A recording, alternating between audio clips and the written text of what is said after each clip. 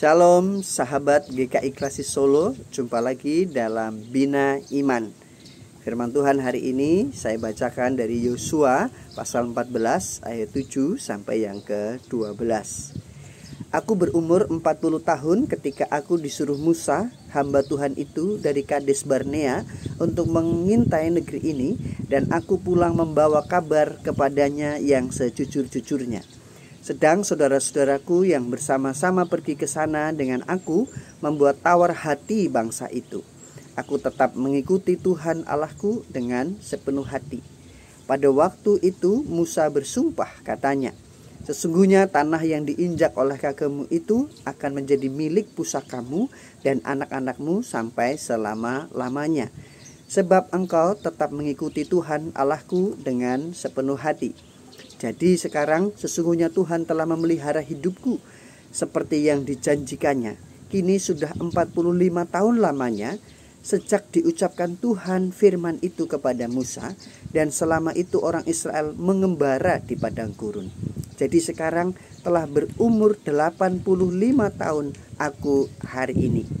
Pada waktu ini aku masih sama kuat seperti pada waktu aku disuruh Musa. Seperti kekuatanku pada waktu itu, demikianlah kekuatanku sekarang untuk berperang dan untuk keluar masuk. Oleh sebab itu, berikanlah kepadaku pegunungan yang dijanjikan Tuhan pada waktu itu, sebab engkau sendiri mendengar pada waktu itu bahwa di sana ada orang Enak dengan kota-kota yang besar dan berkubu. Mungkin Tuhan menyertai aku, sehingga aku menghalau mereka seperti yang difirmankan Tuhan. Saudara-saudara yang dikasihi dan mengasihi Tuhan, seringkali kita mendengar ada banyak orang yang memberikan motivasi yang baik dan positif. Namun ketika kita berhadapan dengan berbagai situasi dan masalah yang berat bahkan besar, cenderung ada banyak orang yang justru takut dan tidak berani menghadapinya. Banyak orang yang lebih pandai berbicara, bernarasi, tetapi ketika mengalami situasi yang sangat menekan, persoalan yang begitu besar, dia tidak kunjung melakukan apa yang dikatakannya. Memotivasi berpikiran positif tentu tidak salah. Kita harus melakukannya.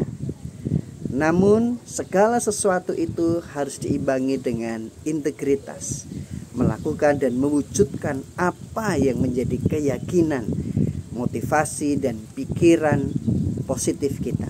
Dengan demikian kita sungguh-sungguh menjadi pribadi yang berintegritas. Sama seperti dalam kisah Kaleb yang diceritakan dalam Yosua pasal 14 ini. Saudara, Kaleb dalam bacaan kita sudah berusia 85 tahun. Usia yang tidak muda lagi, usia tua. Di usia yang tua ini ia meminta apa yang dijanjikan Tuhan melalui Nabi Musa, bahwa ketika ia ikut serta dalam memimpin bangsa Israel memasuki tanah perjanjian, ia akan mendapatkan tanah yang dijanjikan oleh Tuhan.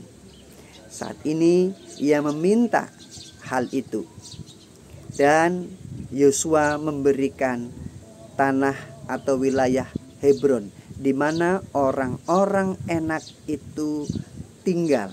Kita tahu bahwa orang-orang Enak adalah orang-orang yang tinggi perawakannya, cenderung raksasa.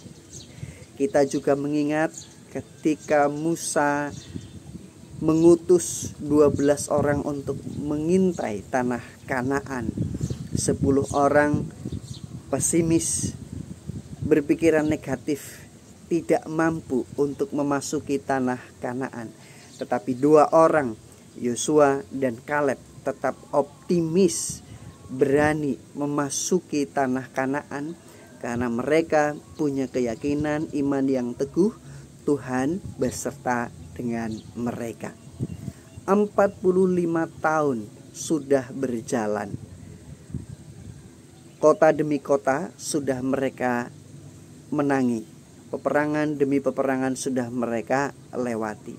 Hari ini Kaleb berjumpa dengan tantangannya sendiri, yaitu orang-orang Enak yang cenderung raksasa. Dia menghadapi sendiri masalah yang begitu besar di hadapannya.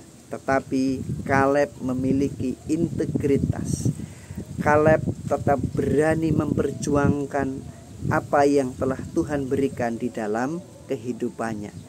Dan di Yohanes 15 di ayat 13 dan seterusnya kita melihat bahwa Kaleb dapat menghalau orang-orang Enak.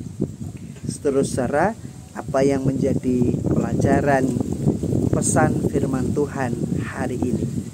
Yang pertama, berani berkata maka berani berbuat. Itulah yang menandakan seseorang berintegritas. Kita belajar seperti Kaleb. Apa yang menjadi motivasinya, apa yang menjadi pikiran positifnya akan terus dilakukan. Yang kedua, Kaleb dari usia muda sampai usia tua tetap menjaga spiritualitasnya, beriman dan setia kepada Tuhan. Kenapa? Karena Kaleb tahu bahwa Tuhan selalu setia juga menyertai di dalam kehidupannya. Usia yang sudah tua 85 tahun tidak menjadi penghalang untuk terus memperjuangkan berkat-berkat yang Tuhan sediakan bagi diri Kaleb. Demikian juga kita. Kita percaya bahwa Tuhan selalu memberkati kita, selalu tersedia berkat-berkat, rahmat dan pemeliharaan Tuhan di dalam kehidupan kita. Maka kita harus terus memperjuangkan apa yang Tuhan berikan kepada kita. Kita perlu menjaga, kita perlu mengelolanya. Terlepas berapa usia kita, entah kita muda, bahkan entah kita tua. Mari kita terus menjaga spiritualitas kita. Spiritualitas yang selalu percaya Tuhan menuntun kita. Amin.